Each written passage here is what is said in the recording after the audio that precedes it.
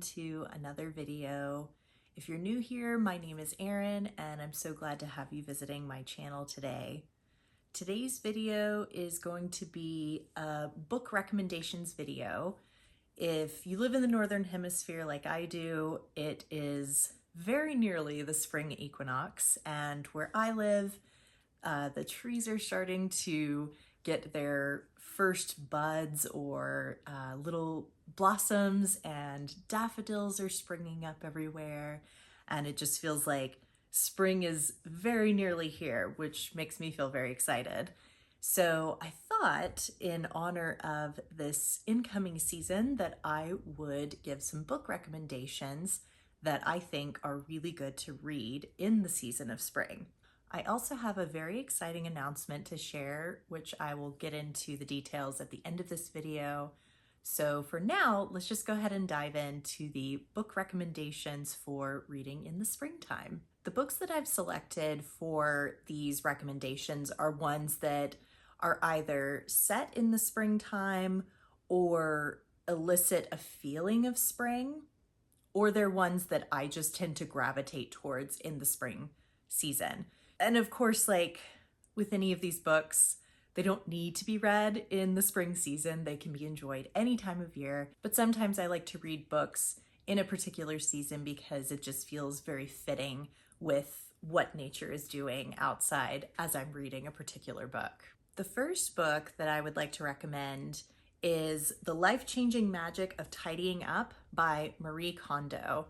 Now, this is a nonfiction book, and for anyone who's not familiar with Marie Kondo and her life-changing magic of tidying up, she is a Japanese author and also an organizational expert, and her philosophy around organization and tidying is to only keep the items that spark joy within one's life.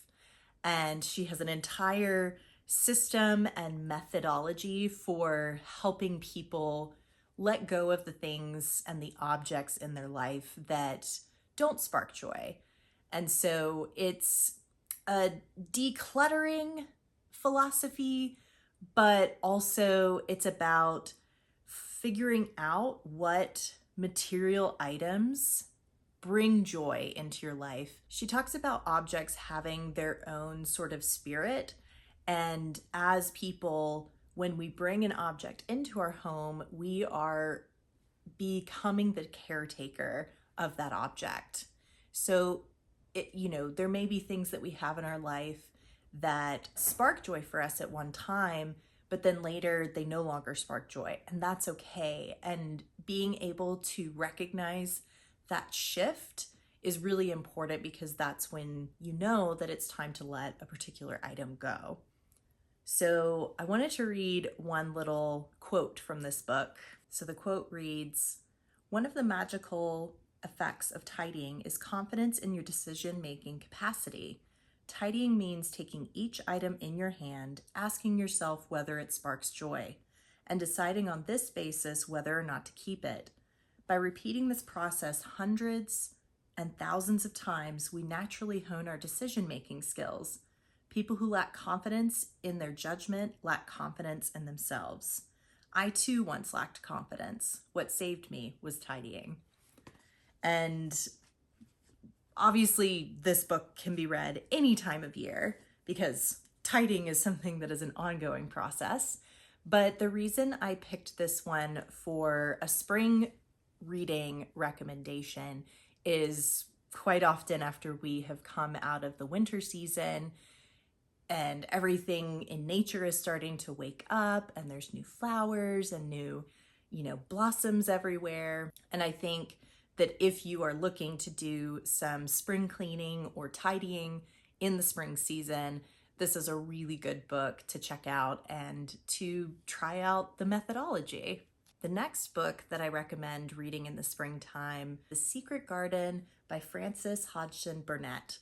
And I haven't read the full unabridged version of this book. I've seen many of the film adaptations, and I believe when I was a kid, I read a children's adaptation of the book, so it was an abridged version, and also the language was changed a little bit to be a bit more simple for a younger reader. I love this story. I grew up watching the 1990 something movie adaptation, and just a few weeks ago saw the more recent film adaptation, and I just love the story. I love that nature is this healing power for so many of the characters. And I was flipping through this morning to try and find a particular passage that I felt really embodied like why this book is a good one to read in the springtime, and I came across a really great quote. So this is from one of the very early chapters in the story, and it says, "The rainstorm had ended and the gray mist and clouds had been swept away in the night by the wind. The wind itself had ceased, and a brilliant, deep blue sky arched high over the moorland. Never, never had Mary dreamed of a sky so blue. In India, skies were hot and blazing. This was of a deep, cool blue, which almost seemed to sparkle like the waters of some lovely bottomless lake. And here and there, high, high in the arched blueness, floated small clouds of snow-white fleece. The far-reaching world of the moor itself looked softly blue instead of gloomy purple-black or awful dreary gray." "Aye," said Martha with a cheerful grin. "The storm's over for a bit. It does like this at this time of the year. It goes off in a night like it was pretendin' it had never been here and never meant to come again. That's because the springtime's on its way. It's a long way off yet, but it's comin'." And for those of you who aren't familiar with some of the characters in The Secret Garden, this story follows the life of Mary, and she is orphaned at the beginning of the story and moves from India to England to live with her uncle. And Martha is one of the staff. I believe she is a maid in this manor that her uncle, that Mary's uncle owns. I loved that particular description of the storm passing and then waking up and seeing the bright blue sky. Where I live this time of year, you do get quite a number of rainstorms, and then all of a sudden the next day you wake up to this gorgeous bright blue sky with those how did they describe it? Small clouds of snow white fleece. It's such a perfect description. If you haven't read The Secret Garden or you aren't familiar with the story, I obviously recommend reading the book, but the film adaptations are also excellent. The next book that I recommend reading in the spring season is actually two books, but they're quite often published together, and that is Alice's Adventures in Wonderland and Through the Looking Glass by Lewis Carroll. Alice's Adventures in Wonderland was published first, and then I think it was several years later that Through the Looking Glass was published, and it was the sequel to Alice's Adventures in Wonderland. So the reason that I often gravitate towards this story in the springtime is the opening chapter, which sees Alice and her older sister sitting in this beautiful natural scenery, and her sister is reading a book. I'll just read this particular passage that I quite like. So the chapter is titled Down the Rabbit Hole, and for anyone who's familiar with this story, once Alice goes down the rabbit hole, that's where her adventures begin in Wonderland. Alice was beginning to get very tired of sitting by her sister on the bank and of having nothing to do.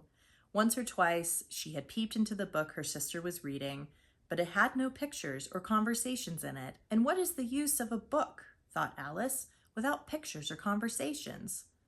So she was considering in her own mind, as well as she could, for the hot day made her feel very sleepy and stupid, whether the pleasure of making a daisy chain would be worth the trouble of getting up and picking the daisies, when suddenly a white rabbit with pink eyes ran close by her.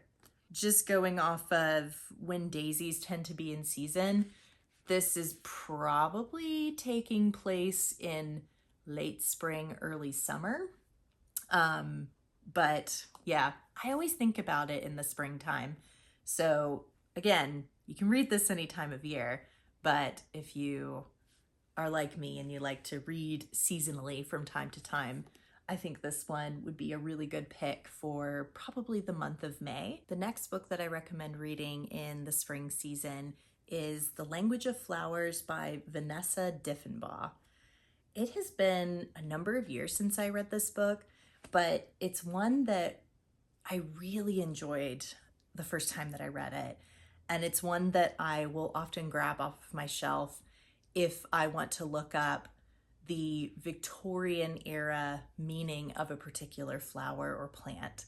So this book is set in modern times, and it follows the story of this young girl. I believe her name is Victoria. Yes.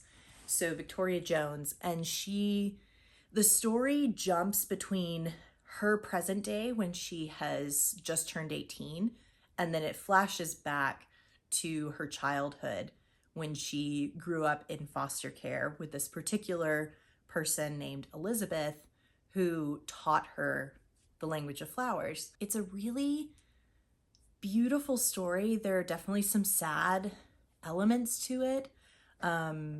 It's set in California, close to San Francisco, and following Victoria's life growing up in the foster care system and then navigating life as a legal adult.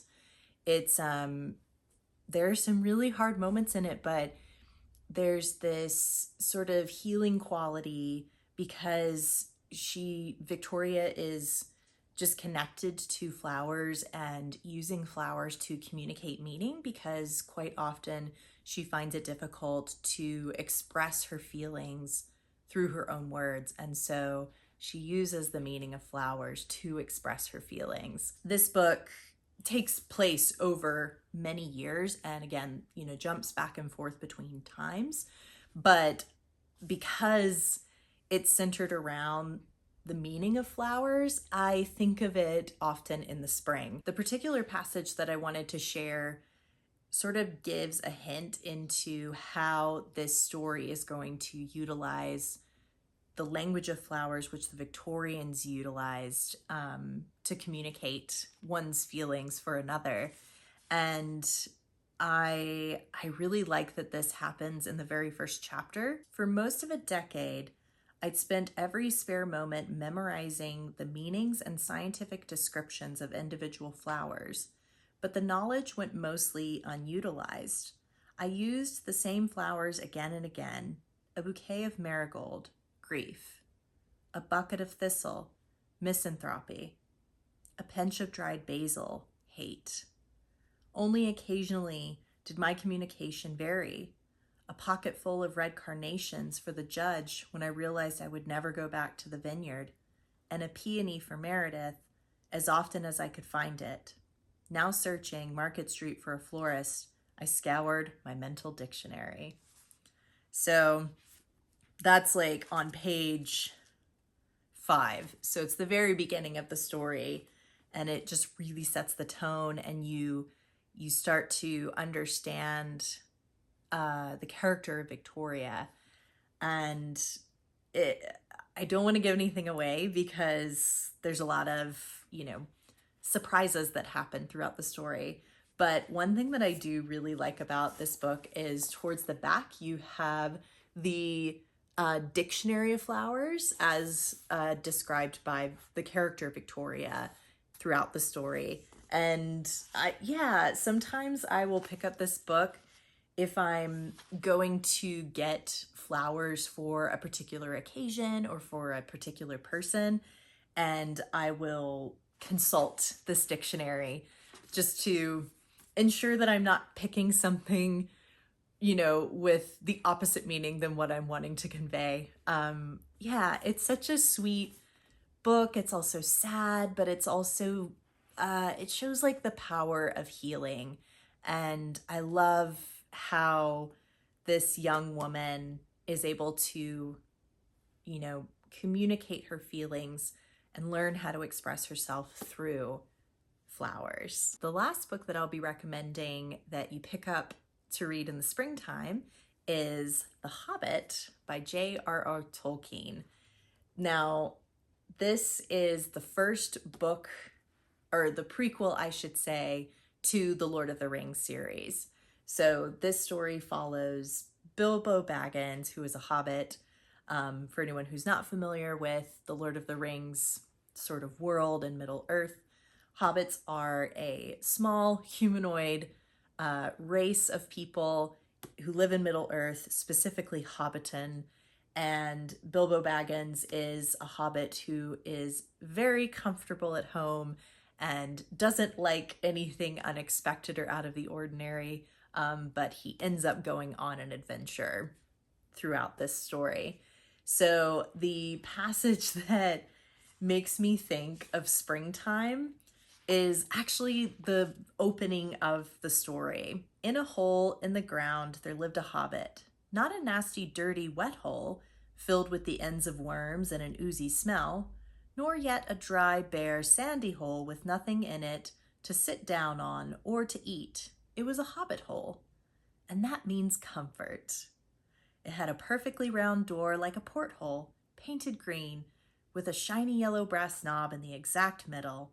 The door opened onto a tube-shaped hall like a tunnel, a very comfortable tunnel without smoke, with paneled walls and floors tiled and carpeted, provided with polished chairs and lots of pegs for hats and coats. The Hobbit was fond of visitors. And, it goes on to continue to describe the inside of Bilbo Baggins' home, and then it describes his character, and then later you get a little bit more description of the surrounding area. And I just quite often think of The Hobbit in the spring. I think because everything's starting to turn green after the winter, and again, probably more towards late spring, starting to get into early summer would be like the peak time to read this book. And those are just some of the books that I gravitate towards in the springtime and would recommend that you read in the spring season if you haven't. And I would be curious to know, what are some of the books that you enjoy reading in the spring season? There are, of course, tons out there, so I would love to know in the comments what books you gravitate towards in the spring. And now for my very exciting announcement. My website is officially live. I will include the link to my website below in the description, but I just wanted to share with everyone that erinjanda.com is officially live. It is public, and this is really a huge accomplishment for me personally. I have been dreaming about having my own website for many, many years. And of course, over the years, I've thought of many different iterations of it. What would be the focus? What would be the aesthetic of it? And I'm just really, really pleased with how it has turned out. So I hope you enjoy perusing it if you want to go check it out. And I am also planning to start a blog on my website in the coming months. So I will keep you posted on that as well.